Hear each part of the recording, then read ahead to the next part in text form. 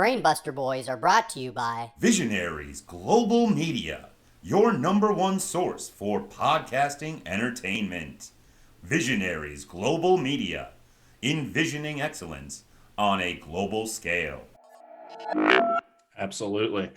So wanted to get your take on the Bengals and Joe Burrow. And I think Bo was going to ask you something about the AFC North in general, but let's just start with our hometown team, the Bengals. Joe Burrow, obviously injury cut short his season last year, but was looking amazing and, exactly what this city and franchise needs. And I know it was just a small sample size, but everyone here is fired up. What are you thinking for the Bengals outlook in 2021 and beyond with Joe Burrow?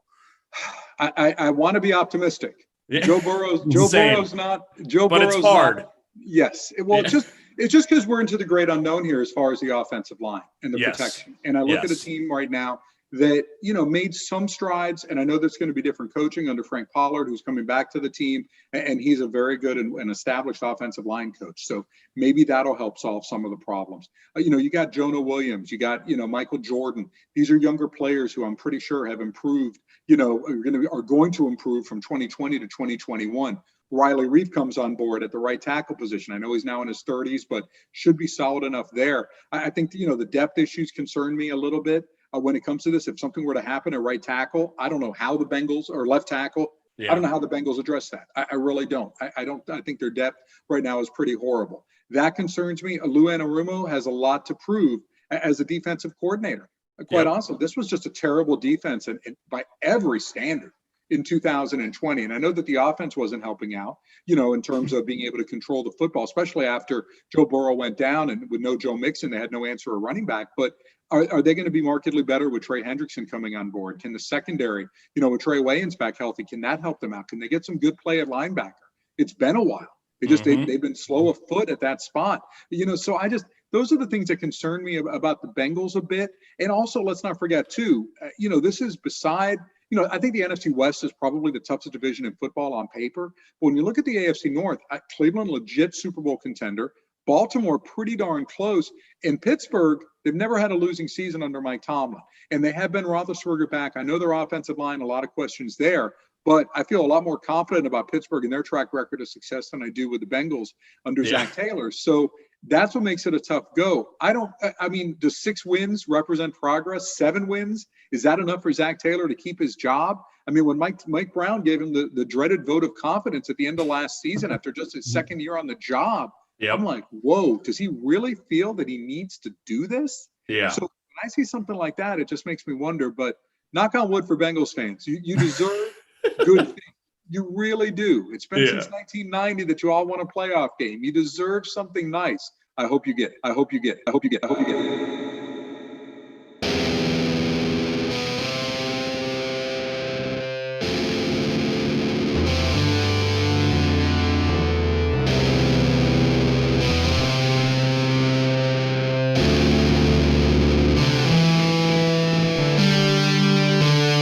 You ready?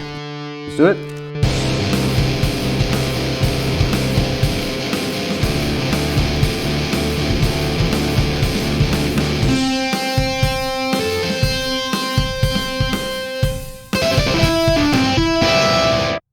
All right. Welcome to the Brainbuster Boys, episode 51. My name is Brett Jagger, along with Beaumont Rand.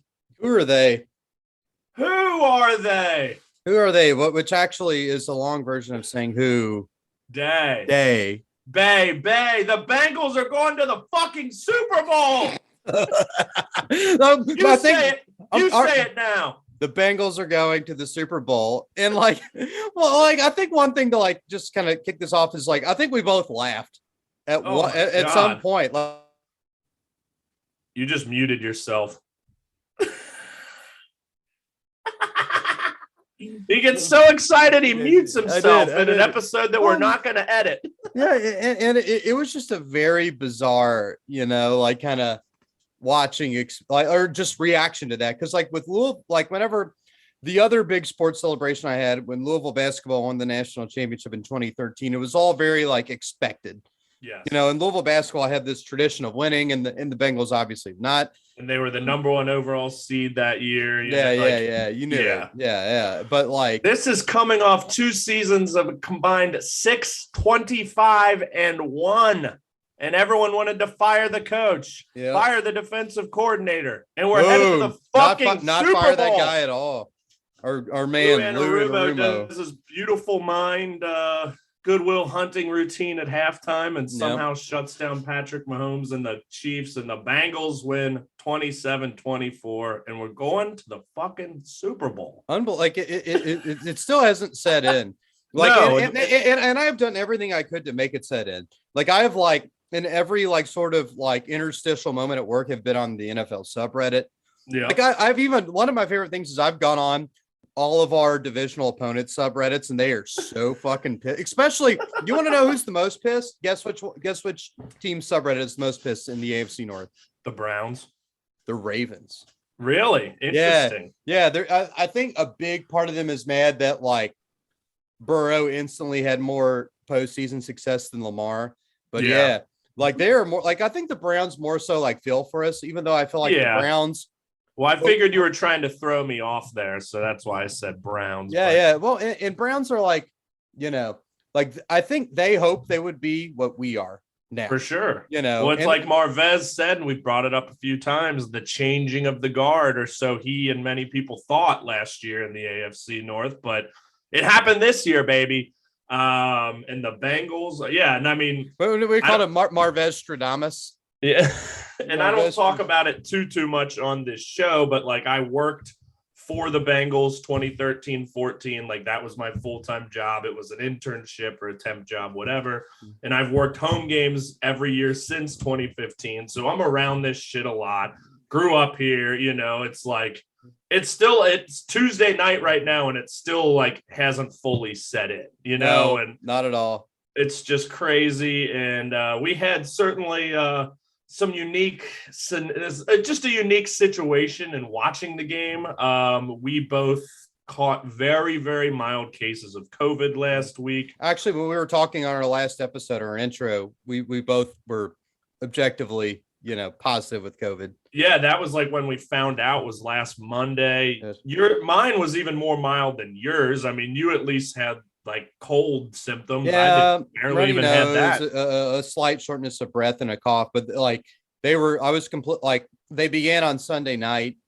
They were completely gone by Thursday. And you know, I went back to my parents, and you know, they have a big basement where I have a lot of room to move around in. And I've also had, I'd say, no symptoms since Thursday, but because of this, you know, obviously we're like, you don't know what to do. We've been symptom free for days, but we've still probably got it. So we just decided, you know what, fuck it. Let's watch the game together.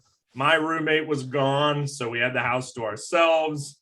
Well, he was here for the first quarter. We had masks on, what have you. But, that first half, 21-3, and the Chiefs going in to score again. And we both said it, like when Eli Apple made that tackle on Tyreek Hill to end the half, it's like, if we're going to win this game, it's going to come back to that play there. And that was it. And I fully believe that had the Chiefs even got a field goal there, and you're like, imagine if they fucked this up. And I'm like, there's no way. And they fucked it up. They did, because they got the ball. Or Patrick Mahomes didn't call a timeout. I think it was Mahomes. You know, the play was obviously to throw to the end zone, and he messed it up. But I guess he thought Tyreek Hill would just get it. That certainly gave the Bengals and defensive coordinator Lou Anarumo all the motivation they needed. Incredible halftime adjustments. I think they held the Chiefs to like 80-something total and 3 yards. points. The Chiefs only got 3 points after that. When they scored 3 consecutive and that was on the last drive of the game. Yep. When they scored 3 consecutive touchdowns to start it. I mean, it seemed like we were going to get blown out. Yep. So like, not only are we in the Super Bowl, we beat the Chiefs in Arrowhead to get there down 18, tying the largest deficit in a championship game.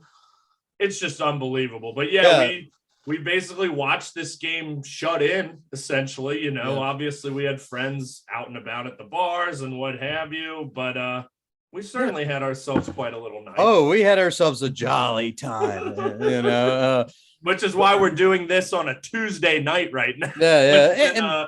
Literally Monday was probably one of the most hungover I've ever been. I had to go to work. It was fucking rough, man. But totally worth it. Like I remember thinking like at multiple points during like the post-game night, whenever we were watching Rams Niners, and even after that, when we got the drunk idiot Micah on the phone, which was hilarious. Watching some New Japan.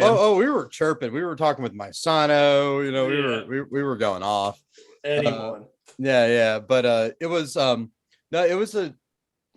don't know. Like I remember thinking at multiple points during that night, like, man, tomorrow's gonna suck. But like this is like, I don't want to say once in a lifetime because the Bengals have been to the Super Bowl both when we've been alive, albeit like either like 1 year old. Yeah. Very, very young. But it truly feels that way, you know, like I've been trying to think of a way to explain this to like a non-fan, like what it means for the Bengals to go to the Super Bowl. And it's not just like, oh, the Bengals have just been a bad team for so long. Like it feels like there's always just been so much going against them that have like characterized them more so than that. Like people have always thought the Bengals are like a dirty team, you know, like there's always been like kind of a little bit of like a flavor of that's been associated with and the just Bengals. Easy to hate. More impossible. They're easy to hate on, and you know, from an outsider's perspective, more and so, easy to make fun of. Oh yeah, more so than a hapless team like the Browns or the Lions, who have like lost just as much, if not more, and more spectacularly. But they just kind of don't have like the reputation that the Bengals have had. And one of my favorite comments I've seen on Reddit this week was that the Bengals are representing all the shitty teams in the Super Bowl. Yeah. You know, like the Bengals are like the standard bearer, like carrying the flag for Lions, Jaguars, Jets. Absolutely. You know, and I kind of saw that and I was like pretty proud. I was like, hell yeah. Well, and it's just so crazy because, again, hadn't even won a playoff game in 31 years. Now we're in the Super Bowl. And there's a Bengals podcast. It's two beat writers that are friends of mine that I'm hoping maybe we can get on in the next couple of weeks. Yeah. But Jay Morrison and Paul Daner Jr., the podcast is called Hear That Podcast Growlin'. Shout out to those guys.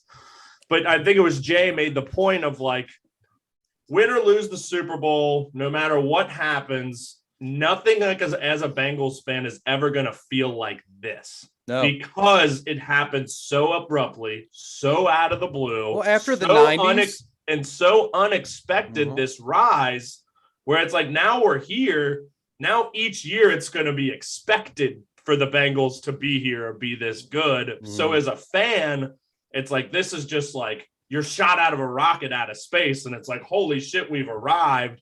So it's like, we're never, ever going to forget this. Like, it's never going to feel this same way as it does right now, because now we're at the table and it's expected year in and year out. And I just thought that was a great point. And just, man, it's been a hell of a ride and can't wait to see what happens in, I guess, 12 days. Yeah. Well, to go through the 90s where the Bengals, you know, were moribund and, you know, your Shula, Coslet, Dick LeBeau, you know, the unholy trinity just there. Probably the worst team in the 90s, I would say. Yeah. Probably easily by like record and qualitative analysis. Yeah. But then to go through who I have ultimate respect for, Marvin Lewis, you know, who made the Bengals respectable, but also had a tenure that was equally frustrating for many reasons. Had very good teams, two different good teams, I will say. Yes, like seven playoff appearances, over like two phases of the team. Oh, yeah. Like the Ocho Cinco Carson Palmer team had a high point, and then your Dalton Green team probably had like a longer plateau. Yeah. But like to go through all that and to get here, it's just been like, I don't know, it's breathtaking. Yeah, and I mean, people forget the Dalton teams made the playoffs 5 consecutive years. Yep. 2011 through 15, they were in the playoffs every year, but didn't win a game. Nope. And now again, like we talked about it previously, and I mentioned earlier about 6-25-1, and it's like now we're in the Super. Like, how could anyone ever have seen this coming? You know, even in a perfect world, no one would have ever seen this coming. You know, we expected Joe Burrow to be great. You know, we thought Jamar Chase could be a pretty damn good, you know, playmaker. Well, everyone flipped out too, you know, about I mean, I was like on seriously before the season. I was too. I like so many times in the last few years, I've been like, if Mike Brown does this, I'm done. Like if Mike Brown drafts, what's his name? Chase Young. another Chase. Yeah. Over Joe Burrow. Like we entertained that thought. And then, the whole Sewell thing, which we were like, rumors came out that we were going to take Chase, and everyone was like, no. I know. Joe Burrow just got a near catastrophic knee injury last year. And there's no way in hell they're here without Jamar Chase. Just facts. I mean, he's just an absolute game changer. And I mean, the Chiefs held him in check this past game, but he still got the touchdown. And let's not forget what he did against them in week 17, shredding them for 266 yards. Yep. And he made that long play against the Titans, which led to the first score. Like, yeah, he's just unbelievable. And I don't think Penei Sewell, no disrespect to him, I think he had a good season too for Detroit. Yeah, I don't think he's getting us to the Super Bowl. No. But yeah, man, it's just crazy. The game, like, again, how on earth did the defense shut Patrick Mahomes down? I don't know what happened at halftime. Well, Lou Anarumo turned into Alexander the Great. Yeah, instantly. We made the beautiful mind reference, the Goodwill Hunt of him, just like whatever he's writing on the whitembood at halftime. Oh yeah, like math problems. Math problems. There it is. It's so clear now. Yeah, 3D calculus like going on. And then Mike Brown, Leonardo da Vinci. He had what's the Leonardo da Vinci thing with the naked guy like that? Yeah, I used to do one like that, but with Chase's face on it. And then when he accepted the Lamar Hunt trophy, he's like, everyone's going to be hoodaying the night away tonight. Oh, man. I actually sure were. So I read a funny thing. I think it may have been before the Bengals won. It was someone asked Marvin Lewis about it. And they're like, hey, what do you think? And Marvin Lewis, of course, was like, hey, I'm really happy. I really treasure my time in the organization. Has no bitterness. Obviously, Marvin Lewis, great dude. Yeah. Nothing but respect for him. But he had mentioned that Mike Brown is a pretty low key guy.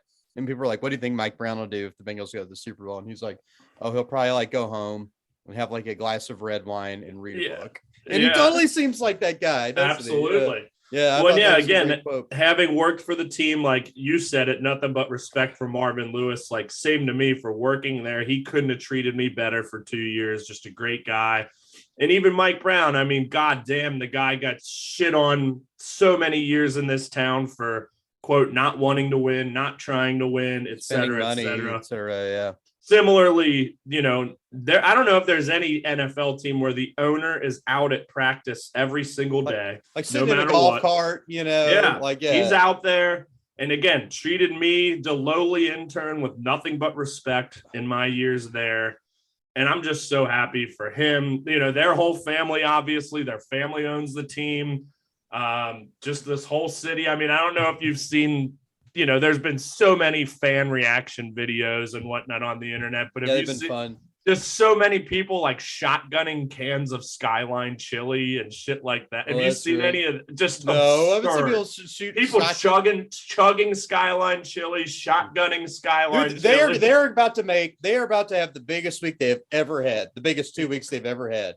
Oh, seriously, everyone's going to be talking about it. And it's funny because Gold Star is actually the Bengals official sponsor, but Skyline is, of course, going to get. I think Dixie Chili should get some fucking love. They should. But also, I think we should also say that, we have had Gold Star, the Gold Star by your house, way more than and the Skyline's right across the road. I know. We are Gold Star guys. I have had Skyline twice this week, though. I had it last night. It's been so long, and I'm like, man, that fucking three-way was awesome. So I went and got another.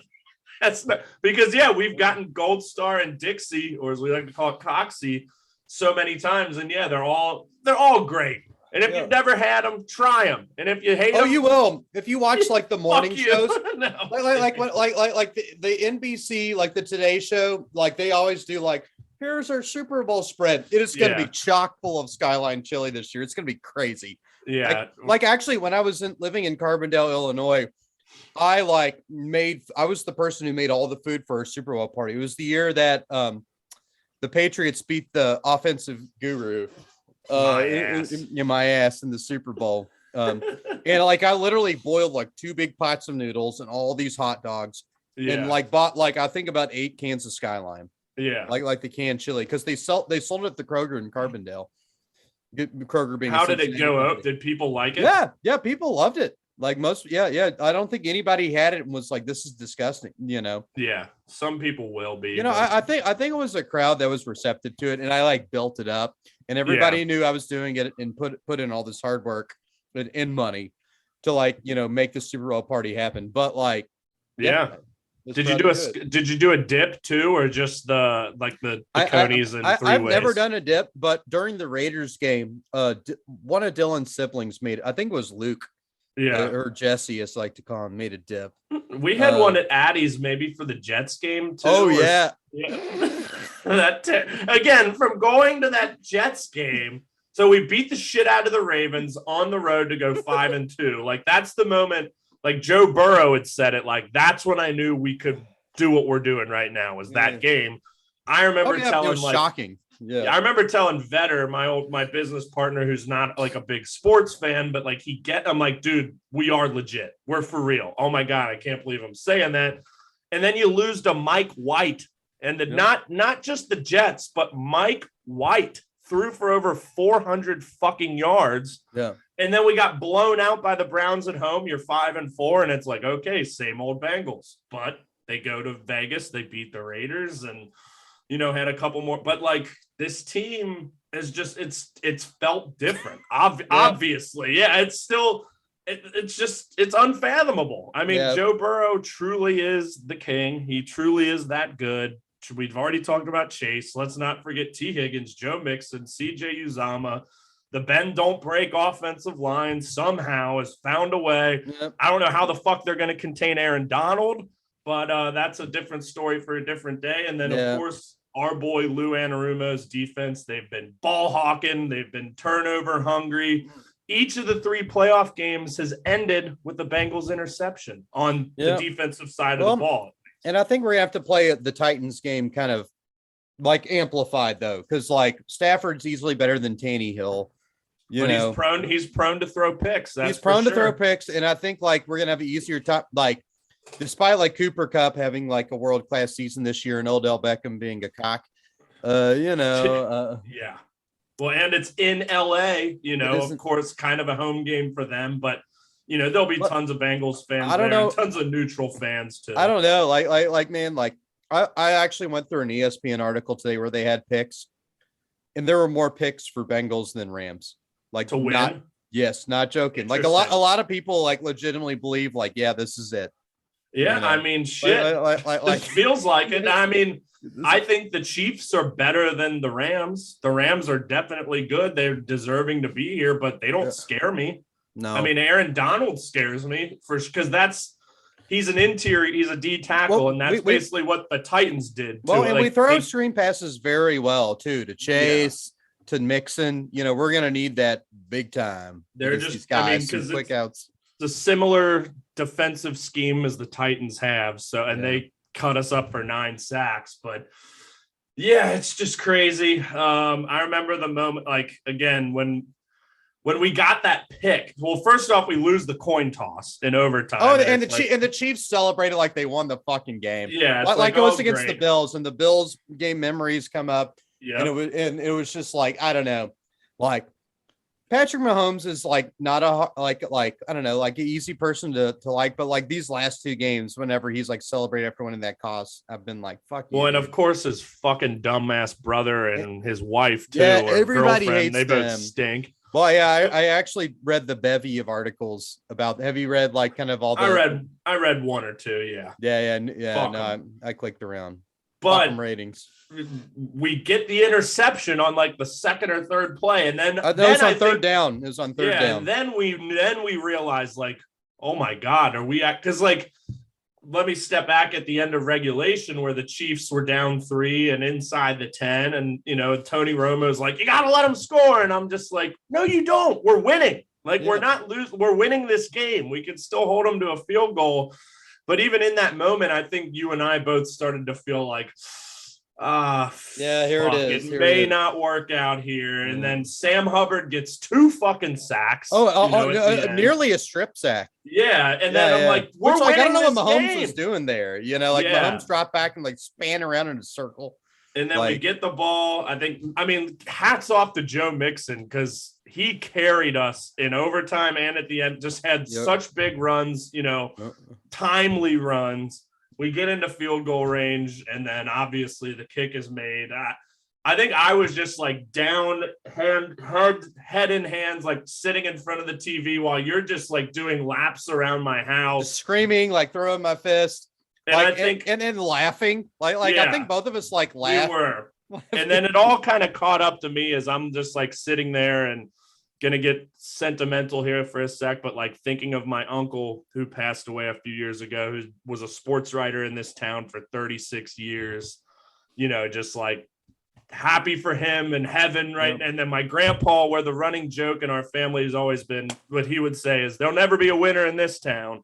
So just thought about them and all this shit and just started crying like I did when Hangman fucking won the title. But it was like a cry mixed with a laugh. And then I just remember you like came up from behind me and bear hugged me as I was just crying. And yeah, man, never gonna forget that. Me neither. Like seriously. I'm so glad we were able to make it work to watch together, and we didn't have to watch isolated alone. Oh yeah, and like it was a complicated ride because I guess to talk about my grandfather passed away last Thursday, 86 years. Reggie Rand, Reggie Rand, the farmer, and I had to go to Louisville because am I going to talk about this? Okay. I have a dark blue suit. It's right here. And we're not editing this either. So I'm going to be a pallbearer in the funeral. I'm going to carry my grandfather's casket to his grave, where actually he's going to be buried at Corn Creek Baptist Church beside my great grandfather and my great great grandfather. We're generations of my family have been buried. We have that similar thing, like my grandparents, their siblings, my uncle's buried there. Now my nephew he's there as well. So yes, I get it. And it's awesome. I think it's very there's a big tower that says like Rand, beside it. It's like it's cool, but it's also a thing like I imagine like being in that graveyard with like lightning and like seeing it, it'd be like haunting. But no, we're gonna lay my grandfather to rest. No, this blue suit wasn't good enough for a certain person in my family, so I went and bought a $200 black suit, and I had to go there to get fitted for it on Sunday. And I was tasked to come back here to get other stuff, which was going to make me late for the game. So I kind of said, hey, we're going to kind of shift our schedule around.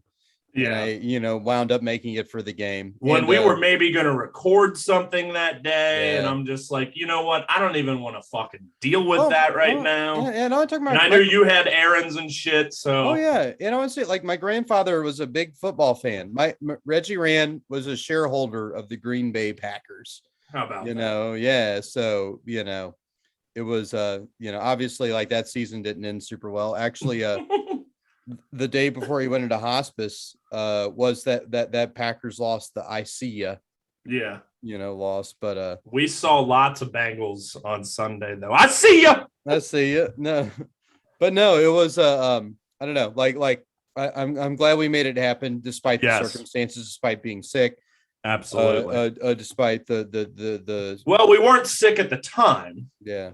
We were both clear of the symptoms, but we both technically still had COVID. So yeah, just a crazy situation. And I know obviously I spent all the time with you, but on air, I just want to say obviously so sorry about Reggie, and I hope all the services and family things go well this week, because I'm sure they will. No, they will. He's extremely beloved, and like tons of people loved him. There's gonna apparently be like pretty bad snowy weather for it. That's true. Yeah, but people will come out. People gave a major fuck about that dude. Well, in such a small town too, I'm sure that everyone probably knew him. So. Oh yeah, he's in the Kentucky Cattlemen's Hall of Fame, and he pioneered like certain types of farming. I helped write his obituary, and I'm very proud to have done that with my dad. As you should be. Yeah, before we did it before the U of L Duke game, and then his disposition changed quickly.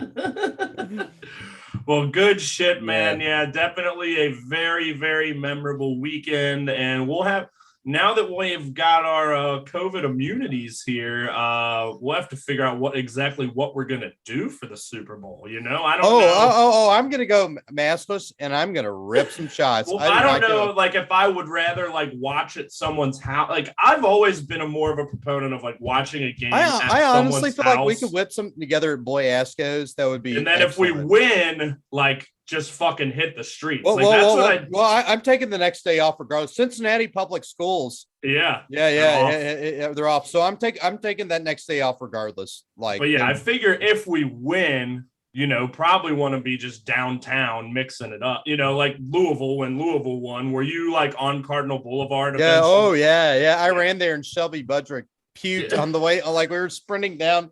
Like I remember we're sprinting down 3rd Street and Shelby Budrick like turned into a yard and yacked. Yeah, we were watching it at some like little shitty bar by Freedom Hall. Like I don't even remember. It's like the Hall of Fame Cafe. No, it was like a Derby City Pizza Company. Maybe that. Our buddy Andy kept calling it the Pizza Palace. But we watched the game there.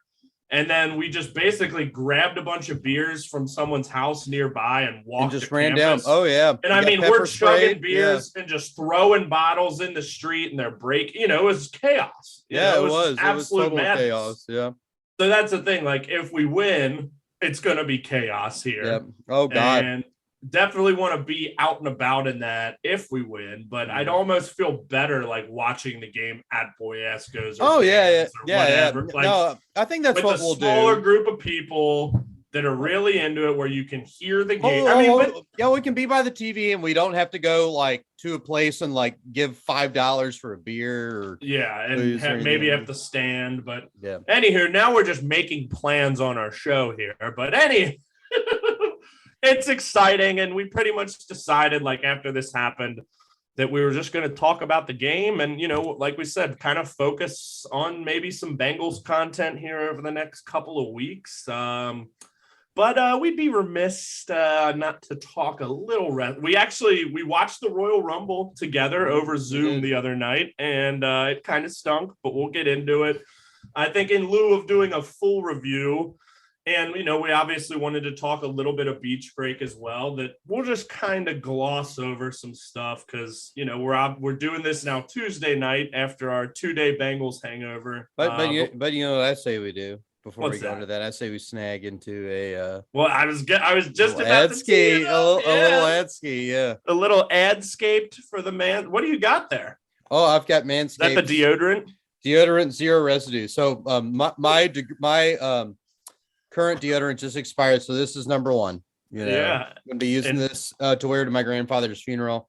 Not that I feel like it's necessary, but you'll be smelling great. Yeah, it is. And I do really want to talk about I have now used multiple times the Plow 2.0. Yeah. I got like it's a different experience because, like, with a normal razor, it like attempts to let the people know the Plow is a face razor, but it's not electric. It's not electric, and you have to like you unscrew it and you put like blades in there. It comes with like 3 or 4 blades. But the best part about it is like with a normal razor, it attempts just to be like super like fast, like But like whenever you basically have to hold this at a 45-degree angle on your face and cut down. But you like feel just kind of like the hair just being like it's a really interesting sensation. Like you're getting one of those hot shaves, Yeah, like you're getting a hot shave. Yeah, you can feel that. And we did that on my brother's wedding day, which was pretty cool. But that's pretty cool. Yeah, so we didn't want to necessarily do a full like scripted ad read here, but we do have 1 week to go in our trial partnership, which ends February 9th. Which will be a week from whenever this is released, tomorrow on Wednesday. And you've heard all about the products. Bo just talked about the deodorant, the Plow. You've heard all about the Lawnmower 4.0, the Crop Reviver, the Crop Preserver. We talked about their lip balm, their foot wash, their groin wash. A model. It was funny. Their body wash. They've got general hair products, just all kinds of good stuff. And Beaumont, why don't you tell the people how they can take advantage of this special offer for 1 more week? For 1 more week, and from now until February the 9th, please go to manscaped.com And if you would like to buy one of their wonderful products, whether it's the Plow 2.0 face razor, which I a zillion percent highly recommend. Like I've used blue razors and like shitty little razors all my life. Like this is what's up. Like this razor is cool. That deodorant, the Lawnmower 4.0, especially like for shaving down here or for you hairier people. Crop Preserver. I've been using the Crop Preserver ball deodorant almost daily. Crop Reviver, their underwear, any of that stuff. Yeah. Please go to manscaped.com, use promo code BBB. That's promo code BBB at manscaped.com for 20% off and free shipping. Free shipping. It's a deal, man. And yeah, we put out a couple videos recently, which we'll be sharing those more this week. You get to use the Crop Reviver and Crop Preserver on a wonderful model. You get to hear all about my wonderful date experience and rocking a Thunder Rosa shirt, which we need to tag her in the next week. Oh, yeah, we ought to. Yeah. Yeah, we haven't done that yet. But yeah, like Bo said, 20% off, free shipping, manscaped.com, promo code BBB for one more week. Support the boys and help us to get paid. Thank you. Yep, do it. And as we said, we're not editing this episode. So you want to talk a little wrestling real quick? Yeah, let's talk it.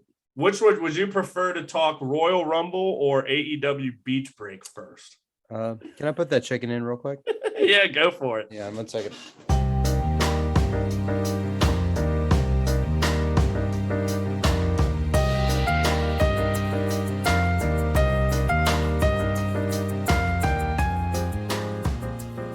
Let's talk a little Royal Rumble real quick. Yeah. The show that many WWE casual fans tune into, just maybe hoping that I can convince them to stick around. And boy, our buddy Vince just really did a shitty job with that. Yeah, like I think like I've heard like many comments, like particularly with the men's Royal Rumble. Oh, it sucked. Yeah. It's one of the worst I've ever seen. Yeah. And I generally like had a good time watching the show because like whenever you're watching wrestling with friends, it's always a good time regardless. I think, it's like, even if it's shitty, we can shit on it. And we were on a Zoom with me, you, and our buddy Luke. Yeah. And I thought the women's Rumble was pretty solid. I mean, it wasn't incredible, but it was good. It was watchable. You had a ton of old timers come back. I liked Ivory getting on the microphone and just getting immediately tossed out. Yeah. I predicted the Rousey win, so I'll put a little feather in my cap for that. But it was entertaining. Mm-hmm. But by the time the men's came around and when Lesnar lost, go ahead. Oh, yeah. Well, I think like for a lot of WWE fans, like this being explained to me, because like, I aborted like following WWE stories ever since we went to Atlanta. Since we were contractually obligated. All willy-nilly, Yeah. Vince that bastard Turner take us back. Yes. But like that Roman and Seth Rollins match ending in the DQ, like it needed your like context for me to be like, okay, now I get it. But like for like someone who hasn't been following that story, that like it would be a massive WTF, just like what is this stupid shit? Yeah, and I didn't and now I get it. Like you get it with context, but you have to have context, Yeah, well, and the context should be that hey, this is going to be building towards a bigger story.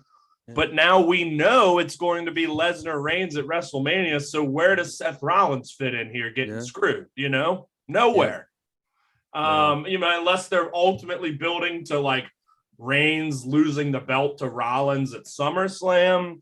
But like in a nutshell, that finish didn't agitate me as it did a lot of people, it seems, on Twitter. Like it's a unique finish. It's not something you see often where the guy gets DQ'd for not letting go of a hold. But what I did think was a big fucking geek was, Rollins' arm was dangling, he's getting choked out and the ref does the classic, like puts his arm up.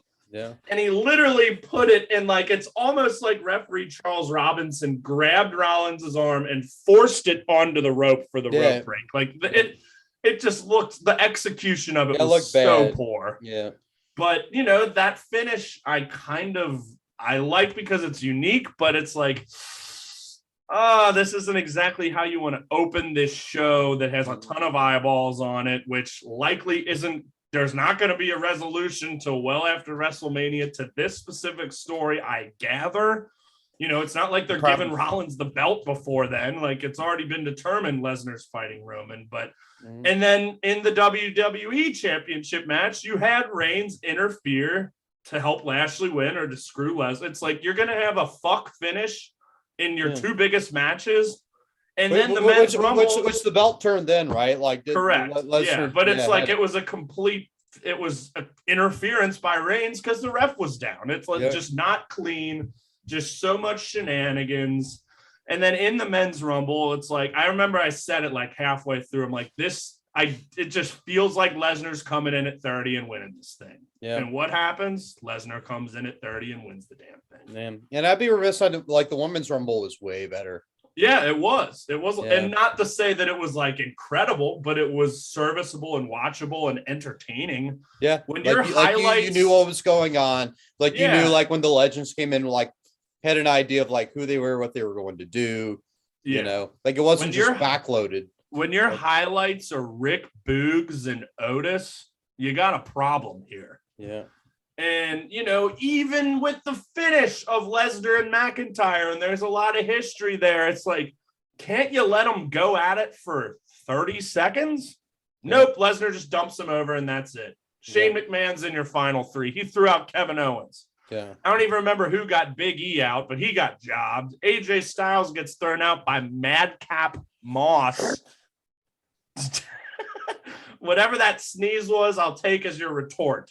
Yeah. But and it's just like there were no surprises. There's the whole Mickey James came in as the Impact champ. So rumors are swirling. Will there be a Forbidden Door entry? Nope, none of that. Not even a glimmer of a surprise. And the people that you wanted to do well got fucking jobbed out. Yep. You got anything to add? No, other than like, I don't know, like, I remember at that point, it just kind of seemed like, we were like kind of with the show for a little bit. And then at that point, I was just sort of like drunk and just like WTF. Yeah, it's just, and I've watched a lot of Rumbles. I watch a lot of Rumbles every January. 'Tis the season. I've seen them all. I've seen them, most of them, if not all of them, multiple times. And I'd say this is definitely a bottom 3 to 5, maybe bottom 3 Rumble ever. Just to get like, there was no unpredictability. There was no even exciting like stories within the match that I can even remember that was compelling. And it's just like, Marcus from fucking World Elite Pod, when I did the thing with Front Face Lock, said was 2003 the most like mid-card and undercard Rumble ever, which I didn't agree with, but I get it. But like this one, it just felt like it was mid-carder after mid-carder after mid-carder after mid-carder coming in the entire middle. And it's just like, there's nothing exciting going on here. And it just felt telegraphed that Lesnar was going to win, and he did. It's just... Especially when they come in at 30. Like, how many times have they done like they come in at 30 and they win? Yeah, I bet it's probably happened like 5 times. Yeah, so like I guess ultimately rare when in the larger scheme of things. And I didn't, we wanted to watch the show and review the show because I fucking love Royal Rumbles and they're usually pretty good, but it wasn't. And that's just a reminder of why I don't watch WWE week in, week out, and why I just kind of pick my spots. And when one of the best matches of the night was the one that no one gave a shit about, and that was the It Couple versus the Grit Couple, which was Edge and Beth Phoenix against Miz and Maurice. Again, you got a bit of a problem. Although I will say Maurice stole the show. Oh, Dios mío, she just looked amazing. Yeah, she's a babe. In that skimpy whatever she was wearing there, and boy, she looked great. But yeah, I mean, I thought the Rollins Reigns match was a good match. I enjoyed it. Even the ending didn't piss me off but still there was like focus story, and you knew what was going on. And it didn't piss me off. And the rest of the match, it was just flailing around. The rest of the pay-per-view, I feel like, it was a gradual progression to like flailing around, not knowing what's going on. Yeah, it definitely got worse. Like after the women's Rumble, it just kind of fell off a cliff. Like I thought the Lashley Lesnar match was not very good. It was just the same old formula of suplex, and then Reigns comes out. It's like, these are two legit MMA guys. Couldn't you make this more of like an actual fight than just the same damn formula you've done with Lesnar for the last 7 years? For real. And it's just, I know people are loving this run Brock Lesnar's on. Like, you know, say it's some of the best shit he's done from like a character standpoint, and that's all well and good, but it's like they just keep going to this fucking well over and over and over and over again. And yeah, I don't care, and that's why we don't watch it. So anywho, just want to mention a couple AEW things. First off, the ladder match between Cody and Sammy, which Dave Meltzer gave 5 stars. I don't agree with that, but you gave that 5 stars, really? Yeah. I think Azar and I both said it at like 4.25. Like, it was awesome. I had a ton of fun watching it, but it was far from perfect. Sammy definitely needs to sell a little better. He'd be much better as a heel. I'm surprised he won. But that cutter spot is one of the best things I've ever seen in a ladder match ever. And I mean, they certainly did some big spots there. Didn't necessarily care for Fuego running out. Like, I just thought that was Fuego's a little shrimpy. I like him a lot, but he's kind of a shrimp, isn't he? Yeah. It was just unnecessary, but I presume you enjoyed the match though, right? Oh yeah, I did. Like, no, like it definitely had like kind of the epicness. Especially the second half of it. The second half of it, obviously, when they were pulling out all the big moves, it was it wasn't like when I think about the ladder matches we saw next, it was a lot of slamming people with ladders and like using them as weapons, but this was like jumping off of the ladders. Correct. It was still like a very bodily corporeal thing, and I respected that and appreciated that way more than like simply like smacking people in the face with the they didn't use it as a weapon much, which I'm glad, because like that's like, you know, next like what's always overdone. Yeah, no, it was tight. Real quick, want to talk, all the MJF and Punk stuff was amazing. We've got the match next week, apparently. Maybe. Yeah, but do you think this match, so I guess let's just treat this as a little more of a preview. Do you think this match is actually going to happen tomorrow? I don't know. I want to say probably not, because I think that's like got the, you know, better odds of maybe being right, because it's just like, I don't think so. Or or there's going to be like a real bullshit kind of finish. Yeah, or MJF will cheat to win. Like, I have a feeling they're going to have this match at Revolution. I mean, you would think. But is it kind of a first time, or do they have a match here where MJF cheats? Someone mentioned on Twitter, like, bringing in that MJF brings in some jobber with the initials MJF. Yeah. Which I think would be great. You know, it's like, yeah, I said you'd get a match with MJF, and here's MJF. Yeah. You know, like, I thought that would be pretty good. But yeah, I feel like something is afoot here for this match, and it's certainly not going to be clean. You're right. And something will happen which leads it to Revolution. The game in and of itself may be the thing that's afoot. Yeah, and I mean, they've obviously been building this for over 2 months. Because like when I was at the December 1st Dynamite in Atlanta, it was already like week 2 of building that. So it's like, this has been a long build already. Obviously, we want to see the match. You know, MJF was ducking him in that 6-man tag about a month or so back. So the build's been incredible. Can't wait to see it, whatever it is tomorrow. But yeah, I feel like shenanigans are going to be at play. Yeah. I mean, that's like classic MJF, which is why we love him. So, and then we had the Lights Out match with Orange Cassidy and Adam Cole, which was a ton of fun. And Orange actually got the W. Not something many people saw coming, but quite another fun match here as well. Well, yeah, I'm glad. Like, I feel like a loss to Orange, like for one of these new guys in AEW, makes sense, because Orange, I think, really like epitomizes and represents kind of the differences between like AEW and WWE. You know, I feel like Orange is just kind of like, you know, if you're going to lose to somebody, like, here's a really popular guy who would like very much so not be in the other company or would not act like that in the other company. So I think that makes a lot of sense. Like, I don't think Orange needs to be that much over, but I think like he could use a good one.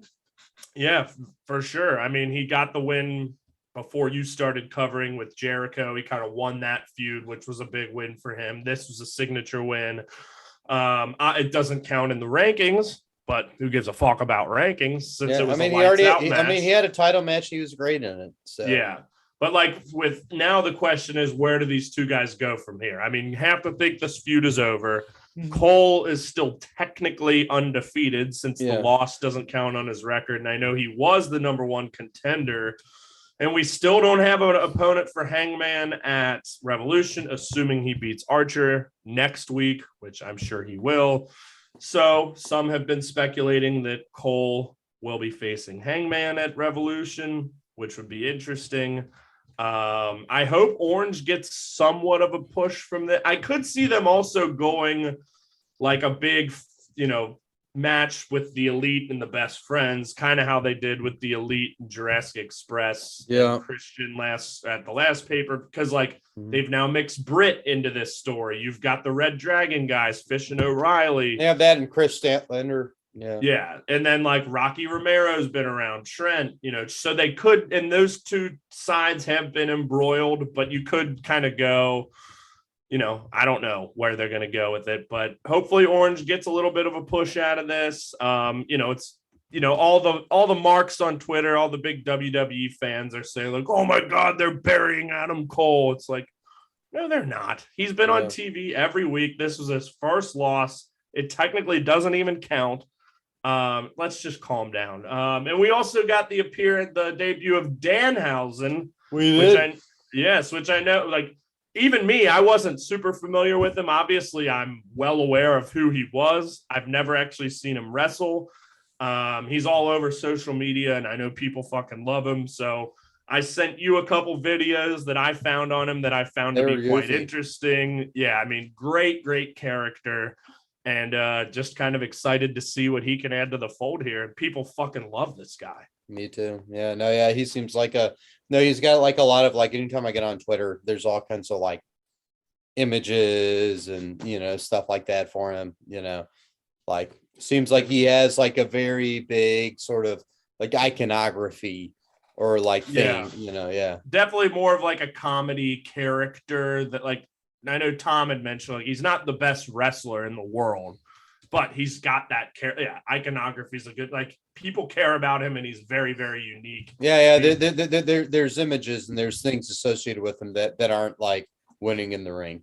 Yeah, and one of the things he mentioned in that video is that he likes to collect teeth. So, and he's already obviously with Cole here, so I'm wondering, can he mix something up with Britt Baker and maybe go to her dentist office and get some teeth? Oh yeah, no, that sounds pretty apt. I would say for damn sure. But let's wrap this baby up. We just wanted to make sure we still got something out this week. Mostly wanted to talk Bengals, but at least hit on these other shows. Anything you want to add before we close her up? What a breathtaking week it has been. I'll never forget. I'll never forget this week for, I would say the ups and downs. Yeah, I mean, you've certainly had those. No doubt. Yeah. But it's been I'll definitely never forget it. Coming home today, felt or a day ago, felt really weird because I had been at my parents' house for probably the longest I've ever been at my parents' house since I moved out from them. And coming back home and sleeping in this bed, just, first time in over a week, right? Yeah. I felt it. Yeah. And I'll never forget this week. And I think ultimately when push comes to shove, that will be a good thing. Yeah. I mean, we had COVID when the Bengals fucking made the Super Bowl, even though we were pretty much over it. But that whole week prior, you had the family stuff as well. Yeah, just crazy stuff. Well, hey, hopefully in fucking 12 days, we'll have another celebration here. And even if not, I mean, what a fucking season it's been. What a ride it's been. And, we're never going to forget this whole ride, that whole month of January and into February. It's crazy. It's unbelievable. It's unreal. Yes. Yeah, it completely is. And oh my God, can't wait until like the next day, like each day, like leading up to it is sort of like a whole new animal. And I know it sucks that we have to wait over a week. Like it's 12 days before the game. It's like, ah, no, I ain't watching the Pro Bowl. That's not gonna whet my appetite at all. I ain't watching the fucking Pro Bowl. I don't know. All right, well, good shit. Who day, baby? Who day, baby? Bye. I need to tell you something about Micah.